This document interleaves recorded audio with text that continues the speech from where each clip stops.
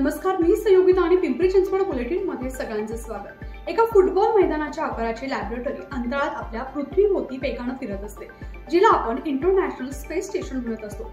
या प्रयोगशाळेचं वजन तब्बल 430 टन इतकं असून ती पृथ्वीच्या पृष्ठभागापासून सुमारे 400 किलोमीटर उंचीवरून पृथ्वीला प्रदक्षिणा मारत आहे। पृथ्वीभोवती 28,000 किलोमीटर प्रति तास वेगाने फिरणाऱ्या या प्रयोगशाळेचं लॉन्चिंग साल 1998 मध्ये करण्यात आलं होतं। आतापर्यंत 26 देशांचे 280 अंतराळवीर ISS वर जाऊन आले आहेत, परंतु नासा आता या अजस्र असलेल्या प्रयोगशाळेला प्रशांत महासागरात पोहोचवण्याच्या तयारीत आहे। याचं कारण हे आहे की ISS चे प्रायमरी स्ट्रक्चर सारखे मॉड्यूल, ट्रस आणि रेडिएटर खराब होत आहेत आणि साल 2030 नंतर हिचा वापर करणं अत्यंत धोकादायक आणि महागडं होत जाणार आहे। अनेक पर्यायांवर विचार केल्यानंतर प्रशांत महासागराच्या पॉइंट निमो येथे अंतराळ प्रयोगशाळेला पोहोचवण्याचा निर्णय घेण्यात आला। पॉइंट निमो हे दक्षिण प्रशांत महासागरातील एक असं क्षेत्र आहे जे पृथ्वीच्या सर्वात एकांत क्षेत्रांपैकी एक मानलं जातं। मनुष्यच नव्हे तर ते पक्षी देखील याच्या आसपास भटकत आहेत। न्यूझीलंडच्या पूर्व कोस्ट पासून 3000 मैल आणि अंटार्क्टिकापासून 2000 मैल दूरवर बऱ्याच काळांपासून निवृत्त झालेल्या सॅटेलाइट आणि अंतराळ यानाची दफनभूमी इथे तयार झाली आहे। येथे या अंतराळ प्रयोगशाळेला पोहोचवण्यात येणार आहे। ISS चे संचालन नासा, रोस्कोसोस आणि ESA, JXA आणि कॅनेडियन अंतराळ एजन्सी करत आहेत। आता या डी-ऑर्बिट करण्याची जबाबदारी देखील यांचीच आहे। $150 अब्ज किंमत असलेल्या स्पेस स्टेशनला डी-ऑर्बिट करण्यासाठी SpaceX डी-ऑर्बिट व्हेकल तयार करण्यात येणार आहे। हे एक असं विशेष अंतराळ यान आहे जे ISS ला नियंत्रित पद्धतीने पॉइंट निमो पर्यंत घेऊन जाणार आहे। यासोबतच ISS चा 30 वर्षांचा शानदार प्रवास संपणार आहे।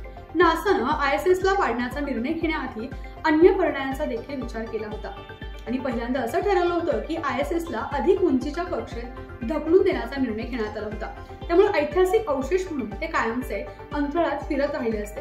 ISS जिथे आहे तिथे अंतराळात त्याची कोणाशी टक्कर होण्याचा धोका 50 वर्षांतून एकदा आहे, परंतु अधिक उंचीवर नेल्यास हाच धोका 4 वर्षातून एकदा आणि त्याहूनही अधिक देखील होऊ शकतो। ISS ला त्याच्या कक्षेतच विघटित करावं आणि नंतर याला पुन्हा आणून त्याचं म्युझियम किंवा संशोधनासाठी जतन करावं, परंतु हे जवळपास अशक्य होतं। यात प्रचंड मोठा निधी आणि अंतराळवीरांचं प्राण जोखमीत टाकण्यासारखं झालं असतं, त्यामुळे हा निर्णय टाळण्यात आला। त्यामुळे त्याऐवजी डी-ऑर्बिट केल्यानंतर जळण्यापासून वाचलेले तुकडे एकत्र करण्याची योजना तयार केली आहे। इंटरनॅशनल स्पेस स्टेशन ही एकमेव लॅबोरेटरी होती जिथे संपूर्ण जगभरातील अंतराळवीर जाऊन मायक्रोग्रॅव्हिटीवर संशोधन करत होते। परंतु असंही नाही की याला पाडल्यानंतर कोणतं स्पेस स्टेशन राहणार नाही। वास्तविक नासाचा प्रयत्न हा आहे की आता खाजगी कंपन्यांच्या मदतीने स्पेस स्टेशनला मागणीनुसार वापरायचे।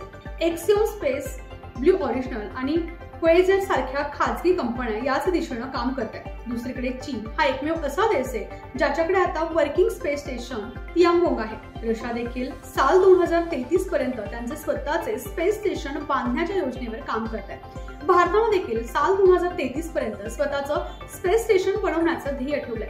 इथे स्पष्ट केलं पाहिजे की पृथ्वीवर पोहोचवताना ISS चा बहुतांश भाग जळून खाक होणार आहे आणि पॉइंट निमोच्या पोटात ISS कायमस्वरूपी दफन होणार आहे।